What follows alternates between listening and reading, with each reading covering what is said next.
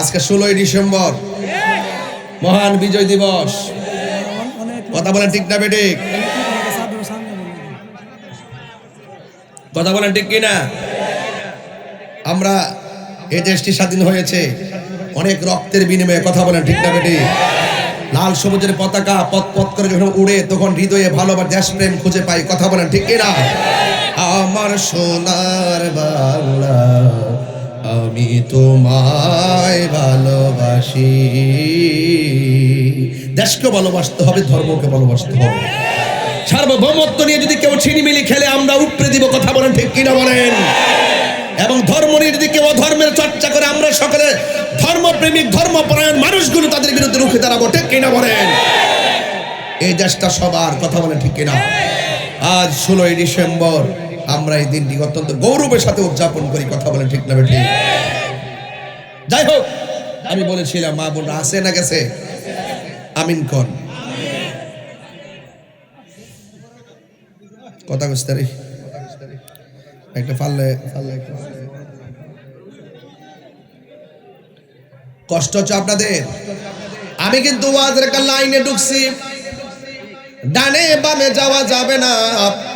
এই পোলারাই ফাঁকে একটা ফুসুর দিছে, দিকা ডাইনে বামে গেছি রে বাজি।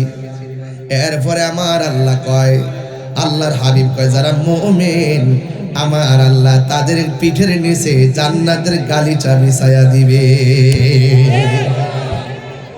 ওই গালিচা আমরা চাই কি চাই না? ও যুবকের দল, কি ভাষায় ওয়াজ করব আজকে বাবারা আমার? এরপরে আমার নবী, আপনার নবী কয়, ওয়া আম্মাল মুনাফিক, কবর মানুষটা যদি মুনাফিক হয় তার কি অবস্থা হবে? তারে প্রশ্ন করা হবে, মা কুনতা তাকুলু ফি হাযার রাজুলি, ও আল্লাহর বান্দা, নবী সম্পর্কে তুমি দুনিয়াতে কি বলতে? তখন সে কি বলবে জানেননি? ফায়াকুলু, সে বলবে, লা আদ্রি, আমি জানি না। কুনতু আকুলু মা ইয়াকুলুন নাস, মানুষ যা বলতো আমি শূন্য শূন্য বলতাম। কথা কোন ঠিক কিনা? মানুষ যা বলতো আমরা তার শুইনা শুইনা বলতাম। এরপরে তাকে প্রশ্ন করা হবে, লা দারাইতু ওয়ালা তালাইতা, তোমাকে আমি দিয়েছিলাম, কোরআন দিয়েছিলাম, আল্লাহ কোরআন দিয়েছে, কোরআন পয়রা তুমি বুঝলা না কেন? কোরআন পয়রা তুমি বুঝলা না কেন? যে জানে তার কাছে গেলা না কেন? ওয়াই উদরাবু বিমা তারিকি মিন হাদিদিন দরবাতান। এরপরে আল্লাহ রাব্বুল আলামিন মুনাফিকরে, আমার সমাজে মুনাফিক আছে না নাই? ওয়াজের ভিতরে মুনাফিক হয়ে গেছে। মুনাফিকরা শুধু যে দুনিয়াতে মুনাফিকি করে এমন না, এরা কবরে যায়ও মুনাফিকি করবে। মুনাফিকে কি উত্তরটা দেয়া জানেননি? মুনাফিক কুনতু আকুলু মা ইয়াকুলুন নাস, মানুষ যা কইতো আমি শূন্য শূন্য কইতাম। মানুষ কি তা কইতো? কইতো কবরে প্রশ্ন করব, তোমার দলের নাম কি? আমি মনে হচ্ছে ইডি হেসা আয়া দিই না, দলের নাম না, আসলে জিজ্ঞাসা দিনের নাম কি, ধর্মের নাম কি? কবরে জিগাইব, হাসর মাঠে জিগাইব, তোমার প্রতীকের নাম কি? পরে হাসর মাঠে ওইটা দেখতে জিগাইলাম যে আসলে প্রতীকের নাম জিগাইতো না, সর্বপ্রথম নামাজের হিসাবের কথা জিগাইব। তো শূন্য শূন্য মুখস্থ কইরা কোন যাইতো না।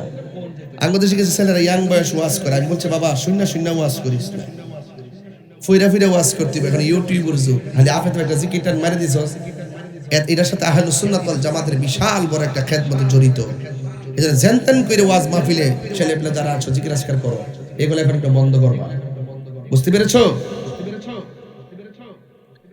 ফায়াসিহু সাইহাতান ইয়াসমাউহা মা ইয়ালিহি, আল্লাহর হাবিব বলেন, ওই কবরের ভিতরে যখন সে উত্তর দিতে পারবে না, তখন কবরের ভিতরে একটা ফেরেশতা পাঠাইবো।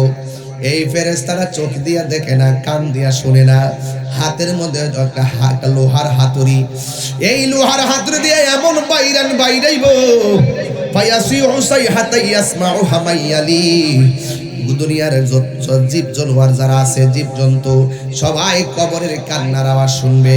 গায়রা সাকালাইন আই ইল্লা সাকালাইন, দুইটা জাতি কবরের আওয়াজ শুনবে না, একটা হলো মানুষ আর একটা হলো জিন। এই দুইটা জাতি ছাড়া কবরে সবাই কবরের আযাবের আওয়াজটা শুনবে। পশু পাখি কেউ শুনবে, সবাই শুনবে, শুধুমাত্র মানুষ এবং জিন জাতি শুনবে না। কেন শুনবে না শুনেন, আল্লাহ রাব্বুল আলামিন মানুষ এবং জিন জাতিকে বানাইছেন একমাত্র আল্লাহর ইবাদতের জন্য। হাসরের ময়দানে সবাই যেই দিন উলঙ্গ অবস্থায় উঠবে, আল্লাহ রাব্বুল আলামিন দুইটা জাতির হিসাব নিবে, একটা হলো মানুষ আর একটা হলো জিন। এদেরকে আল্লাহ ইবাদতের জন্য পাঠাইছেন। আমার আল্লাহ বলছেন, ওয়া মা খালাকাতুল জিন্না ওয়াল ইনসা ইল্লা লিয়াবুদুন।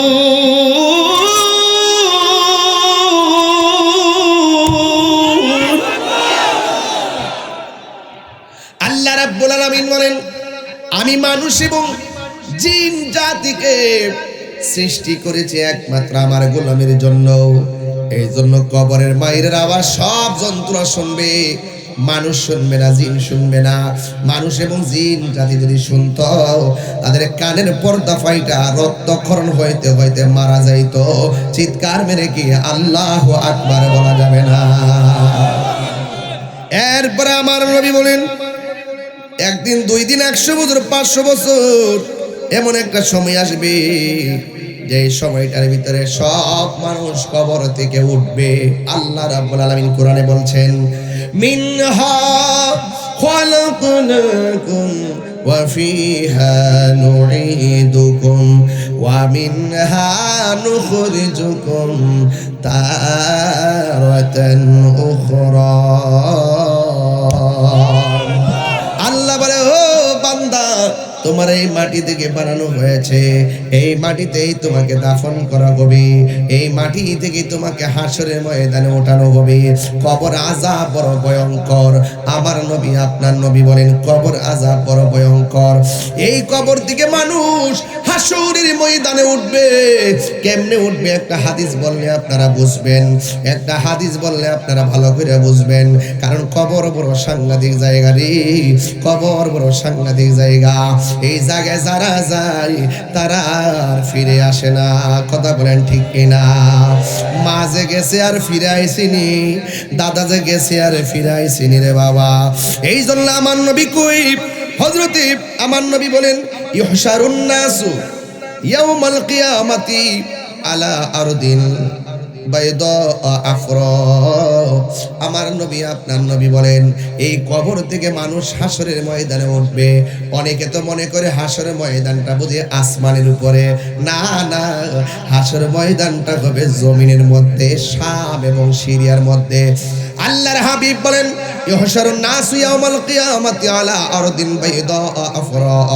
যেই দিন মানুষ যেই মাঠটার মধ্যে উঠবে, ওই মাঠটা হবে সাদা, পুরা মাটির মাঠ, মাটিগুলা থাকবে পুরা, ওই কাকুর সাতিন নাকি, ওই মাঠের মধ্যে কোনো গাছ থাকবে না।